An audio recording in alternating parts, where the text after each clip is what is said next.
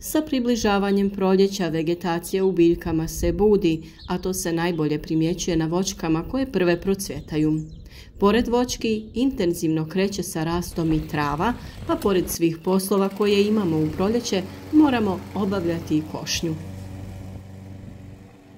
Ipak u tome možemo da nađemo nešto korisno. Pokošenu travu iskoristiti ćemo za stvaranje biološkog hranjiva za naše biljke u vrtu. Svu pokošenu travu sa našeg travnjaka ubacujemo u kompostište, gdje se zajedno sa drugim prirodnim materijalima razlaže do naredne godine. Tako smo i ove godine u našem vrtu i plasteniku iskoristili veliku količinu komposta, ali i stajnjaka. Na ovaj način tlo obogaćujemo hranjivim tvarima koje su neophodne za dobre prinose naših biljaka. Pored dodavanja ovih hranjiva, u tlo unosimo i druge materijale poput vapna i zeolita koji poboljšavaju strukturu tla.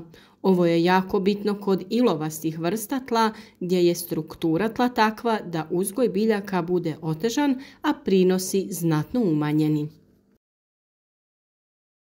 Najbolje je hranjivo dodati prije obrade tla, tako da se sve dobro pomješa i sjedini. Na ovaj način biljkama će hranjivo biti dostupno i neće se isušiti i na taj način izgubiti one dobre karakteristike. Na isti način pripremamo i tlo u plasteniku, jer samo na ovaj način prinosi naših biljaka mogu biti baš ovakvi. Nakon obrade tla jako je bitno prekriti tlo i spriječiti isušivanje, a to možemo napraviti dodavanjem malča. Malč može biti prirodnog porijekla poput lišća, slame ili suhe trave, a može biti i od umjetnih materijala poput PVC folije. U plasteniku najčešće tlo prekrivamo crnom PVC folijom ispod koje postavljamo sistem za navodnjavanje kap po kap. Nakon toga sve je spremno za sadnju presadnica povrća. Njih smo uzgojili u našem klijalištu u kojem smo im obezbijedili potrebnu toplinu, ali i osvjetljenje u danima kada je bilo malo svjetlosti. Klijalište smo napravili od tvrdog izolirajućeg materijala koji smo zatvorili pleksiglas pločama. Unutar klijališta smo dodali 2 LED trake dužine po 5 metara u crvenoj i plavoj boji. Napon na kojem rade ove trake je 12 volti te ne predstavlja opasnost za čovjeka ani biljke. Temperatura koju dobivamo unutar klijališta kreće se od oko 25 do 35 stepeni, što je dovoljno da proklijaju i biljke koje jako sporo klijaju. Ali ne zaboravite redovno prozračivati i regulisati temperaturu. Presadnice smo prihranjivali raznim prirodnim hranjivima i biostimulatorima, pa su one jake i zdravih stabljika te dobro razvijenog korijena. Sada nam samo ostaje da pričekamo toplije vremenske uslove, nakon čega možemo da krenemo sa sadnjom.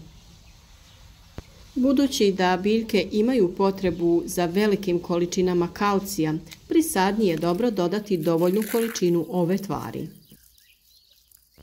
Nju možemo pronaći u ljuskama od jaja koje prikupljamo tokom čitave godine. Mrvimo, meljemo te dodajemo u tlo oko naših biljaka. Manjak kalcija najčešće se primjećuje na plodovima biljaka i to kada dođe vrijeme berbe. Najosjetljiviji su paradajz i paprika. Zbog toga je potrebno na vrijeme tlo obogaćivati hranjivima poput kalcija, kalija, fosfora i azota. Kalcij je zadužen i za jačanje stjenke biljke te su same stabljike čvršće i otpornije na bolesti i štetnike. A vrijeme je i kada u prirodi aktivno tražimo biljke koje će nam poslužiti za pripremu hranjiva i zaštitnih preparata. Kada koristimo ovakve pripravke, važno je zaštitu od štetnika i oboljenja raditi preventivno i često kako bi bila što djelotvornija. Vrijeme je za prikupljanje vrbinih grančica, koprive, gaveza i sličnih biljaka. Iskoristite i ovu pokošenu travu, ljuske jaja i pepeo za pripremu hranjiva koje ima sve što je biljkama potrebno. Soda bikarbona je zaštitno sredstvo broj 1 kojem se uvijek vraćamo i vrlo je djelotvorna u zaštiti od štetnika i oboljenja na biljkama. Opet govorim, važna je prevencija. Naravno da ćemo za sve ove radnje da vas posebno napomenemo i uputimo kako to odraditi, kako pripremiti hranjiva i obogatiti tlo. Ovi prizori koje gledate ne moraju biti samo nešto što gledate kod nas u videima, nego svakako i prizori u vašem vlastitom vrtu. Nadamo se da ćete primjenjivati naše savjete, da će vam biti korisni i da će vaše biljke biti zdrave i plodonosne.